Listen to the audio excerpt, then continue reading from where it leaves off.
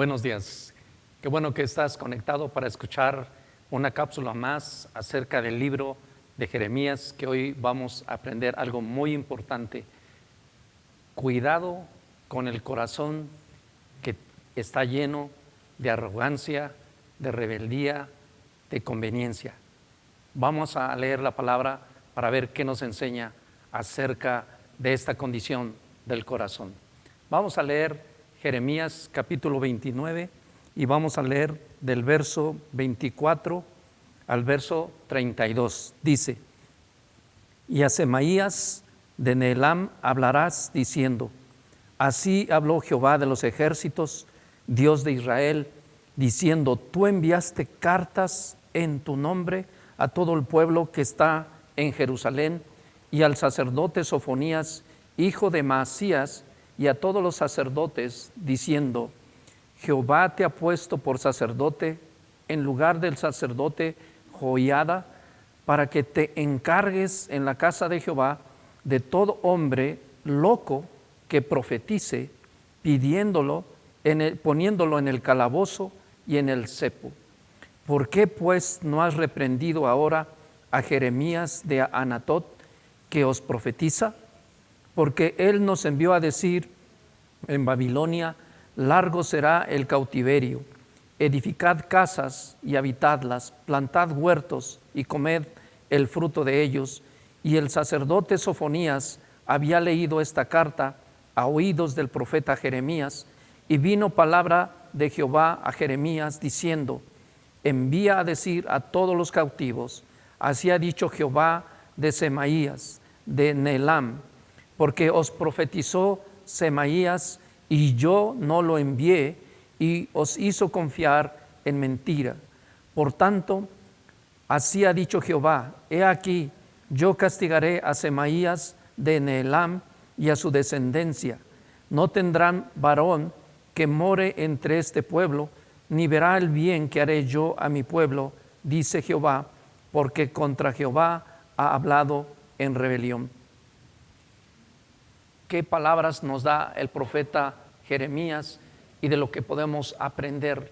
En este pasaje podemos ver la vida de un hombre llamado Semaías. Semaías era una persona que había escuchado la profecía de Jeremías.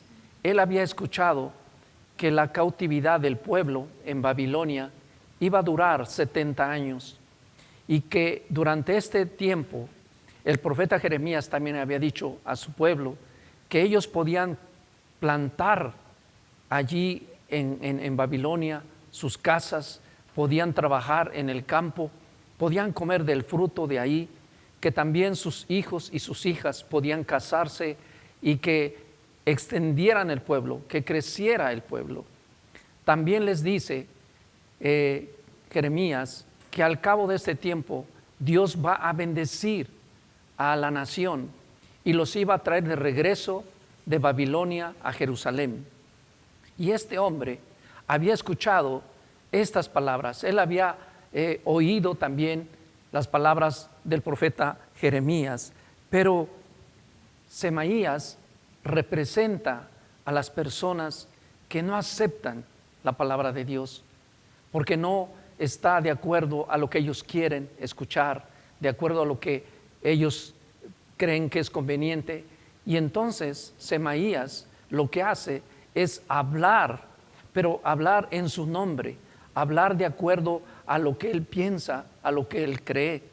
Y dice aquí la palabra que Semaías pensó que la palabra del profeta Jeremías era una locura, y por eso le nombra a Jeremías que estaba loco, que esa palabra que él decía era una locura. Y además le reclama al sacerdote que en aquel momento estaba y le dice: oye, ¿por qué no has callado a Jeremías?